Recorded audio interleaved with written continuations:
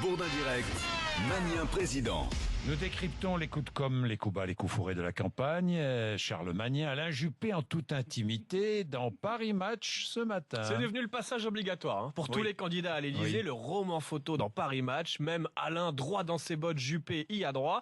Avec, tenez-vous bien, la photo du baiser. Mais oui, le gros smack entre Alain et Isabelle. Alors attention, c'est pas la galoche du siècle, mais quand même, on sent qu'il fait quelques efforts pour travailler son côté glamour et il se confie.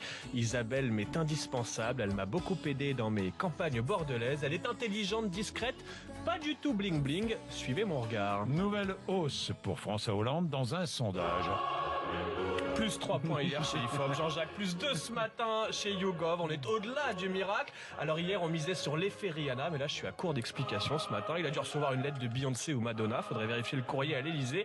À moins que ce ne soit l'effet Stéphane Le Foll. Oui, car Stéphane Le Foll nous prouve que la France se redresse. Est-ce que vous vous sentez un peu chafouin, un peu mélancolique ce matin, ou même un peu bidouilleur, voire un peu gaulois? Eh bien, le porte-parole du gouvernement a un message pour vous. À tous ceux qui critiquent, à tous les comptables en robe, à tous les bidouilleurs, à tous les chafouins, à tous les mélancoliques, aux Gaulois et aux autres, il y a ceux qui parlent et ceux qui agissent. Pendant que ceux qui parlent, la France, elle, se redresse. Alors un porte-parole qui s'en prend à ceux qui parlent, vous reconnaîtrez que c'est assez cocasse, mais Stéphane Le Foll l'affirme, ça va mieux, et pour le prouver, il nous a offert sa grande spéciale, des graphiques, des smileys et une avalanche de chiffres. Sortez les calculettes, c'est parti.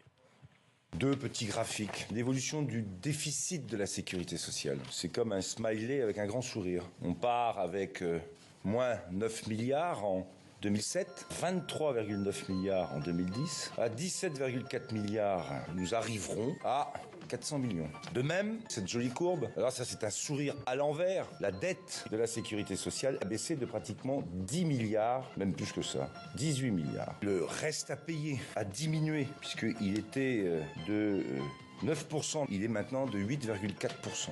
Le compte est bon, c'est bon, tout le monde a noté tous les chiffres. Direction les urnes. Y aura-t-il des électeurs de gauche à la primaire de la droite et du centre? Eh bien, c'est l'une des questions qui anime les débats ces derniers jours. Eh bien, Julien Drey est persuadé que les électeurs de gauche n'iront pas voter à la primaire de droite. Et il nous explique pourquoi. Moi, vous êtes un électeur de gauche. Vous allez faire la queue un dimanche matin. D'abord, vous allez chercher un bureau de vote. Après, vous allez faire la queue avec autour de vous qu'un univers de gens de droite qui vous regarderont forcément bien. Ah oui, bon, forcément, vous regardez tous ces gens de droite. Reste à savoir comment Julien Drey réussit de privatiser un vote. C'est hallucinant. Julien Drey, en tout cas, a cette capacité de détecter comme ça, au premier coup d'œil, un électeur de gauche. Il y a peut-être des indices, une veste en velours, un collier de barbe, un cartable de prof d'histoire. Ça va forcément faire tâche au milieu des mocassins à glands et des pulls noués sur les épaules. Bref, si vous êtes électeur de gauche et que vous tentez ce voyage en terre inconnue lors de la primaire de la droite, pensez à bien vous camoufler. Enfin, une exposition en hommage à Coluche ouvre ses portes aujourd'hui à Paris. Et 30 ans après sa disparition, Jean-Jacques Coluche reste évidemment inégalé en matière de rire et de politique. Bon, parce que vous prenez les hommes politiques, alors prenez n'importe quoi. Par exemple, prenez le Conseil des sinistres. Alors c'est le mercredi, c'est le jour des gosses, ils vont ensemble, bon, pour déporter, c'est sympa, il y a le garde des Sceaux, bon, alors ils sont là, hop. Alors, qui c'est qui a une idée? Moi j'en ai pas, très bien. Et lui, j'ai une petite idée, tu la gardes. T'as vu dans quelle merde on est déjà, alors si tout le monde ouvre sa gueule, on n'est pas sorti. Français, faut avoir deux choses, un bon travail, une bonne santé. Vous avez une bonne santé, j'ai un bon travail. On va s'arranger. Mais les mecs, tu penses, une fois qu'ils sont là, on dit, au lieu de mettre des crédits pour les écoles, ils en font pour les prisons, tu parles. Quand t'es ministre, il y a un truc que t'es sûr, c'est que tu retourneras pas à l'école. Tandis qu'en prison, faut le voir. Eh oui, mais c'est toujours d'actualité. Ça marche toujours aussi bien. C'est toujours d'actualité.